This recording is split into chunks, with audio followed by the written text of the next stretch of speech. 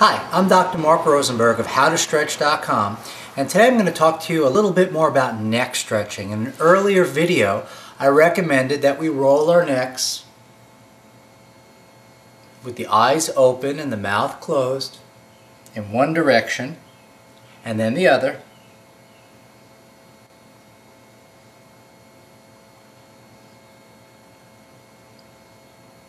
To loosen up the neck muscles. I also recommended if you wanted to further your stretch, you could stretch your neck in quadrants where you bring your chin down to your chest and you hold it for 10-15 seconds, your head back,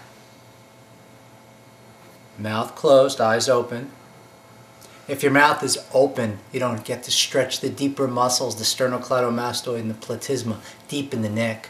Then back to the center, ear to the shoulder, back to the center, ear to the other shoulder. Of course, you would hold this longer. I'm just demonstrating quickly for the purpose of this particular video.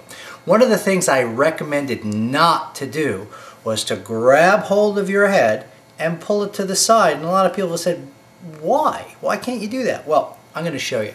This here is a little toy that I have. It's a spring with lots of beads on it, and it represents your spine. So what happens is when you take your head and you flex it to the side to your limit, not any further, the vertebra will open up a little bit like this. Okay, then you come back a little bit like this. If you grab hold of your head and your arm in this position is stronger than your neck and you pull this way, you're actually isolating the tightest of the vertebra and going like this. So what happens is you're really not getting the desired goal of stretching all the muscles. You're basically potentially injuring or damaging some of the ones that are tightest. Now that's one thing. In between each vertebra, although this is just a tool showing what a vertebra might look like, there's a disc between each joint. And what happens is if you have a watermelon seed and you press down with your thumb and open up, the watermelon seed will shoot out to the open side. So your discs are like those watermelon seeds between each of your vertebrae.